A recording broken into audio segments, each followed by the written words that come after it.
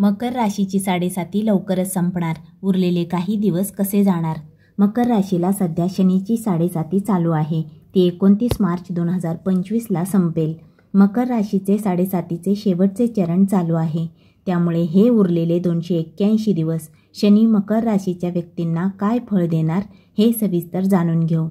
शनी सध्या कुंभ राशीत विराजमान आहेत. सोबतच ते 30 जूनला वक्री झालेत. शनी नोव्हेंबरपर्यंत वक्री राहतील. मकर राशीत शनी दुसऱ्या घरात गोचर करत आहे.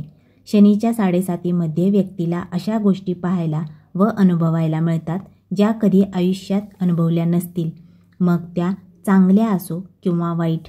कारण शनीला कर्मफलदाता म्हणतात. ज्या व्यक्ती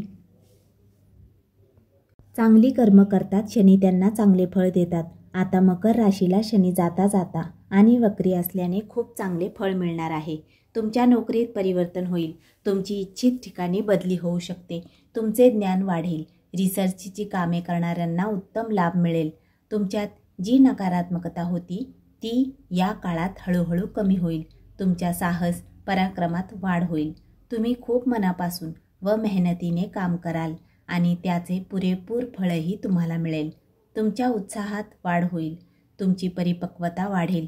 तुम्ही बलवान व्हाल. ज्या व्यक्ती स्पर्धेत भाग घेऊ इच्छितात त्यांना हा काळ चांगली साथ देईल.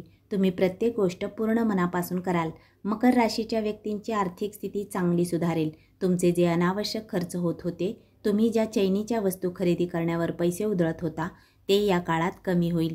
तुमच्या बचतीत वाढ होईल. शनी जाता जाता मकर राशीच्या व्यक्तींना खुश करून जातील. तुमच्या कुटुंबात आनंदाचे वातावरण राहील. तुमच्या कुटुंबात एखादी आनंदाची वार्ता मिळाल्याने घरातील सदस्य खुश असतील. मकर राशीच्या व्यक्तींच्या वाणीत सुधारणा होईल. तुमच्या बोलण्यात गोडवा येईल. त्यामुळे लोक तुमच्याकडे आकर्षित होतील. कामाच्या ठिकाणी चांगले परिवर्तन पाहायला मिळेल. तुमचे भाग्य तुम्हाला उत्तम साथ देईल. व्यापारात तुम्हाला चांगला नफा होईल. तुमच्या व्यापाराचा विस्तार आणि प्रगती होईल. तुमच्या काही अपुऱ्या इच्छा या काळात पूर्ण होतील.